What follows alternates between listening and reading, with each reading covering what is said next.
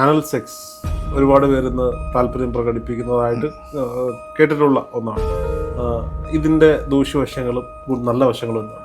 ഇത് ചെയ്യാൻ പാടില്ലാത്തെന്നോ നമ്മൾ ചെയ്തു എന്നുള്ള ഒരു കുറ്റബോധം അതിൻ്റെ അത് സാധാരണ ഒരു കോമൺ മാനെ സമയത്തോളം ഈ സമൂഹം ഇതിനെ വളരെ മോശമായിട്ടുള്ള രീതിയിലാണ് അത് കണക്കാക്കി വെച്ചിരിക്കുന്നത്. അമിതമായ ലൈംഗികാസക്തി എത്ര ചെയ്താലും മതി വരുന്നില്ല. ഒന്ന് ആദ്യത്തെ അസസ്മെന്റ് എന്ന് പറയുന്നത് അമിതമാണോ എന്നുള്ളതാണ്. പലരും അമിതമാണ് എന്ന് ധരിക്കാറുണ്ട്. ഒരു ലൈംഗിക ബന്ധത്തിൽ ഏർപ്പെടാൻ വലിയ ഇൻഡെപ്ത് നോളജ് ഒന്നും ആവശ്യമില്ല. ഒരു വണ്ടി ഓടിക്കണമെങ്കിൽ വണ്ടിയെക്കുറിച്ച് നമ്മൾ അറിഞ്ഞിരിക്കണം. ഈ ആനൽ സെക്സ് ഒരുപാട് പേരിന്ന് താല്പര്യം പ്രകടിപ്പിക്കുന്നതായിട്ട് കേട്ടിട്ടുള്ള ഒന്നാണ്. ഇതിൻ്റെ ദൂഷ്യവശങ്ങളും നല്ല വശങ്ങളും എന്താണ്? ഇതിൽ ഈ പറഞ്ഞ പോലെ ഓരോ ആ കപ്പിൾ, അത് ഏത് നമ്മുടെ ഹെറ്ററോ സെക്ഷൽ ആണെങ്കിലും ഹോമോസെക്ഷൽ ആണെങ്കിലും, അപ്പോൾ ആ കപ്പിൾ തമ്മിലുള്ള താല്പര്യത്തിനനുസരിച്ച് അപ്പോൾ അത് ചെയ്യുന്നതിൽ മൂലം ഉണ്ടാകുന്ന ഒരു ആരോഗ്യ പ്രശ്നം എന്ന് പറയുന്നത് സെക്ഷലി ട്രാൻസ്മിറ്റഡ് ഡിസീസ് കൂടുതൽ ഇത് ഉണ്ടാകാൻ സാധ്യതയുണ്ട്. കാരണം അത് കൂടുതൽ ഇഞ്ചുറീസ് ഉണ്ടാക്കാം. അപ്പോൾ ഇതിൽ ചെയ്യേണ്ടതെന്ന് വെച്ച് കഴിഞ്ഞാൽ അവർ താല്പര്യമുണ്ട്, അവർക്ക് അതിലോട്ട് ആഗ്രഹമുണ്ടെന്നുണ്ടെങ്കിൽ സേഫായിട്ട് അത്യാവശ്യം ലൂബ്രിക്കൻസ് ഉപയോഗിച്ചുകൊണ്ട് വളരെ ജെന്റിലായിട്ട് അത് ചെയ്യുന്നതിൽ വേറെ പ്രശ്നങ്ങളൊന്നുമില്ല. ചുരുക്കം ചില ആളുകളെങ്കിലും പറഞ്ഞു കേട്ടിട്ടുള്ളതാണ് ഈ സ്വയംഭോഗം ചെയ്ത് കഴിയുമ്പോൾ ഒരു കുറ്റബോധം ഉണ്ടാകും മനസ്സിലാവും. ഒരു കുറ്റബോധം, എന്തിനാണ് ഞാനത് ചെയ്യുന്നത്? എക്സാക്ട്ലി. അപ്പോൾ അതിനുള്ള കാരണമാണ് ഞാൻ നേരത്തെ പറഞ്ഞത്, ലൈംഗിക വിദ്യാഭ്യാസമില്ല എന്ന് വെച്ച് കഴിഞ്ഞാൽ ഞാൻ എന്തോ തെറ്റാണ് ചെയ്യുന്നത് എന്നുള്ളൊരു ഉപബോധ മനസ്സിനകത്ത് അവിടെ കിടക്കുക. പക്ഷെ എനിക്ക് ചെയ്യാതിരിക്കാനും പറ്റില്ല, എനിക്ക് ആഗ്രഹമുണ്ട്. നമ്മൾ പണ്ട് പറഞ്ഞ പോലെ ആപ്പിള് കഴിക്കണമെന്ന് ആഗ്രഹമുണ്ട്, കഴിച്ചു. അപ്പൊ ഇത് ചെയ്യാൻ പാടില്ലാത്തെന്തോ നമ്മൾ ചെയ്തു എന്നുള്ള ഒരു കുറ്റബോധം അതിൻ്റെ അത്. സോ അതേപോലെ സമൂഹം ഉണ്ടാക്കി വെച്ചിരിക്കുന്ന ഒരു ഇതാണ് ഈ പറഞ്ഞ സ്വയംഭോഗം. 1950-കളിൽ ഈവൻ മോഡേൺ മെഡിസിനിൽ പോലും ഈ സ്വയംഭോഗം ചെയ്യുന്നത് തെറ്റായിട്ടാണ് കണക്കാക്കുന്നത്. 1950s പോലും അത് ഈ പറഞ്ഞ ഇപ്പോഴാണ് നമ്മൾ ശാസ്ത്രീയമായിട്ട് അതിന് കുഴപ്പമില്ല എന്നും മനസ്സിലാക്കുക. അപ്പോൾ സാധാരണ ഒരു കോമൺ മാനെ സമയത്തോളം ഈ സമൂഹം ഇതിനെ വളരെ മോശമായിട്ടുള്ള രീതിയിലാണ് അത് കണക്കാക്കി വെച്ചിരിക്കുന്നത്. അപ്പോൾ അതുകൊണ്ട് തന്നെ സ്വയംഭോഗം നമ്മുടെ ഒരു അല്ലെങ്കിൽ ഒരു ലൈംഗിക സംതൃപ്തി കിട്ടുക, സെക്ഷൽ ഗ്രാറ്റിഫിക്കേഷൻ എന്ന് പറയുന്നത് ആ ഒരു വ്യക്തിയെ സമയത്തോളം അത് പ്രധാനമാണ്. അപ്പോൾ ആ ഒരു ഫീലിംഗ് വരുമ്പോഴത്തേക്കും നമ്മൾ അതിൻ്റെ അകത്ത് ഒരു ഇൻവോൾവ് ചെയ്യുന്നത് ചെയ്ത് കഴിഞ്ഞതിന് ശേഷം അത് ഞാനത് തെറ്റ് ചെയ്തു എന്നുള്ള ആ ചിന്ത, അതാണ് ഈ പറഞ്ഞ പോലെ അത് ഈ മാനസികമായിട്ട് പിരിമുറുക്കത്തിലേക്ക് എത്തുകയും അത് ഈ പറഞ്ഞ പോലെ അതിൻ്റെ അണ്ടർലൈങ് ആയിട്ട് എന്തെങ്കിലും ഒരു സൈക്കാട്രിക് ഇഷ്യൂസ് ഉള്ള വ്യക്തിയാണെങ്കിൽ അത് കൂടുതൽ പ്രശ്നങ്ങളിലേക്ക് പോകും. അപ്പോൾ ആ ഒരു സൈക്കാട്രിക് ഇഷ്യൂസ്, ഇപ്പോൾ വിഷാദ രോഗത്തിലോട്ടൊക്കെ ഇത് പോകാനുള്ള സാധ്യത. അല്ലാതെ ഈ ചെയ്യുന്നത് മൂലം ഒരിക്കലും വിഷാദ രോഗത്തിലോട്ടോ അല്ലെങ്കിൽ മറ്റ് ഇതിലോട്ടോ പോകുന്നില്ല. ഇങ്ങനെയുള്ള തെറ്റായ ചിന്തകളും ഇറാഷണൽ ബിലീഫ്സും ഒക്കെയാണ് ഈ പറഞ്ഞ ഇതുപോലുള്ള പ്രശ്നങ്ങളിലേക്ക് നയിക്കുന്നത്. സാർ, ചില വ്യക്തികളിൽ കണ്ടിട്ടുണ്ട്, അവർ ഏറ്റവും അടുത്ത സുഹൃത്തുക്കളോടൊക്കെ ചിലപ്പോൾ പറയുന്നത് അവരുടെ പ്രശ്നം എന്ന് പറയുന്നത് അമിതമായ ലൈംഗികാസക്തിയാണ്. എത്ര ചെയ്താലും മതി വരുന്നില്ല, അല്ലെങ്കിൽ എപ്പോഴും ചെയ്യണമെന്ന തോന്നൽ, കൺട്രോൾ ചെയ്യാൻ പറ്റാത്തൊരവസ്ഥ. ഇതിൻ്റെ ഒരു സൊല്യൂഷൻ എന്താണ്? ഞാൻ നേരത്തെ പറഞ്ഞതുപോലെ ഒരു അമിത ലൈംഗിക ആസക്തി എന്ന് പറയുന്നത് നമ്മുടെ ഒരു സെക്ഷൽ ഡിസോർഡറായിട്ട് കണക്കാക്കുന്നില്ല.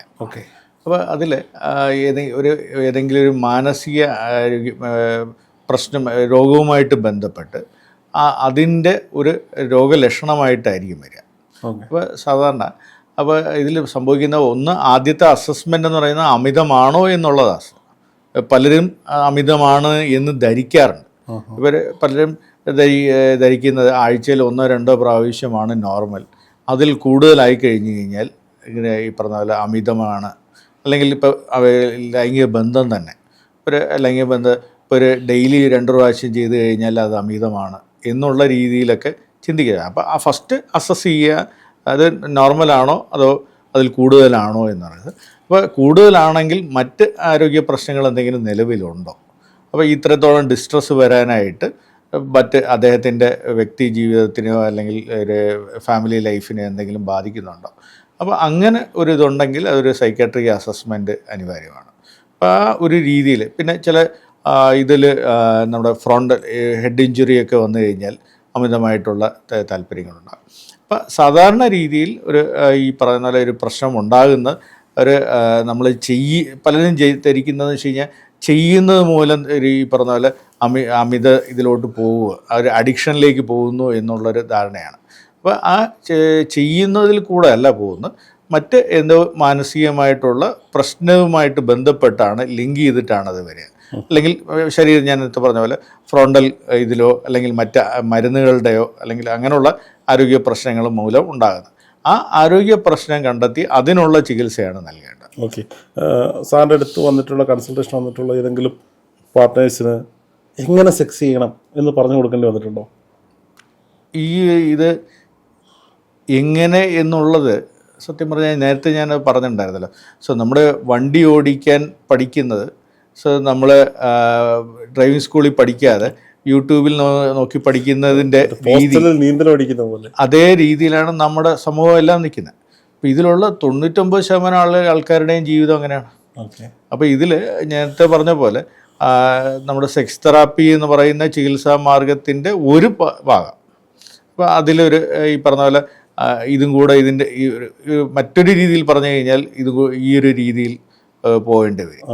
കാരണം അത് പക്ഷേ ഈ പറഞ്ഞ പോലെ പലരും വിചാരിക്കുന്നത് പോലെ ഒരു തെറാപ്പിസ്റ്റിൻ്റെ മുന്നിലോ അല്ലെങ്കിൽ അവരുടെ സൂപ്പർവിഷനിലോ ചെയ്യുന്ന കാര്യങ്ങളല്ല.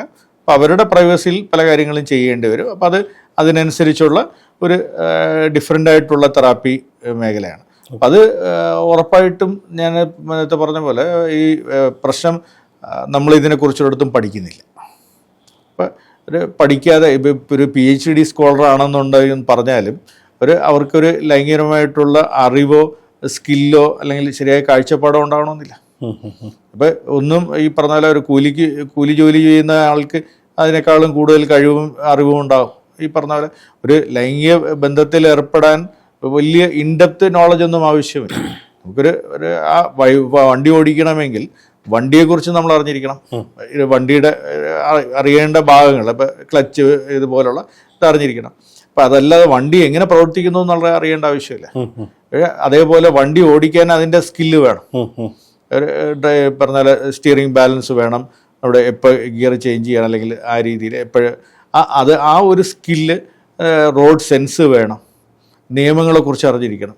സോ ഇതേപോലെ ഒരു ലൈംഗിക പ്രവൃത്തി അല്ലെങ്കിൽ ലൈംഗിക ജീവിതത്തിൽ മുന്നോട്ട് പോകണമെങ്കിൽ ആരോഗ്യപരമായിട്ട് വേണമെങ്കിൽ ഇതെല്ലാം അറിഞ്ഞിരിക്കണം. ഒരു ജസ്റ്റ് വണ്ടി, നമ്മളിപ്പോൾ വണ്ടി ഓടിക്കാൻ രണ്ട് പങ്കാളി ഉണ്ടെങ്കിൽ, അത് ഒരു വ്യക്തിയാണെങ്കിലും ഒരു തമ്മിൽ ഇൻട്രാക്ട് ചെയ്യുന്ന രണ്ട് വ്യക്തികളാണെങ്കിലും ഈ രണ്ടുപേരും അതേപോലെ മിനിമം ലെവൽ ഓഫ് ഇതുണ്ടാകണം.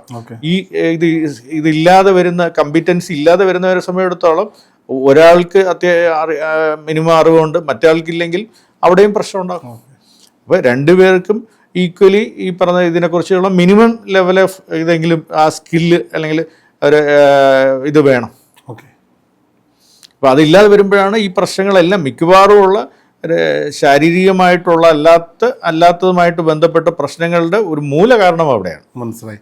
അപ്പോൾ ഇപ്പോൾ അവസാനമായിട്ട് ചോദിക്കുകയാണ്, നമ്മളുടെ പ്രേക്ഷകർക്ക് ആർക്കെങ്കിലും ഇത്തരത്തിൽ സംശയങ്ങളുണ്ട്, അങ്ങനെ കാണണമെങ്കിൽ അങ്ങനെ കൺസൾട്ടേഷൻ എവിടെയൊക്കെയാണുള്ളത്? ഞാനിപ്പോൾ തിരുവനന്തപുരത്ത് ഉണ്ട് സൺഡേയ്സ്, ഫ്രൈഡേയ്സ് എറണാകുളത്ത് ഈവനിങ്സ് ഉണ്ട്. പിന്നെ അല്ലാതെ ഓൺലൈനായിട്ട് കൺസൾട്ട് ചെയ്യും, ഓൺലൈൻ കൺസൾട്ടേഷൻ ഉണ്ട്. അപ്പോൾ എന്തായാലും സാറിനെ കോൺടാക്ട് ചെയ്യാനുള്ള ഓഫീസ് നമ്പർ നമ്മൾ വീഡിയോയിൽ ചേർത്തിട്ടുണ്ട്. സംശയമുള്ളവർക്ക് ഓൺലൈൻ കൺസൾട്ടേഷനോ അല്ലെങ്കിൽ നേരിട്ട് വന്നിട്ടോ കൺസൾട്ടേഷൻ എടുക്കാം, സംസാരിക്കാം. Thank you sir. Thank you.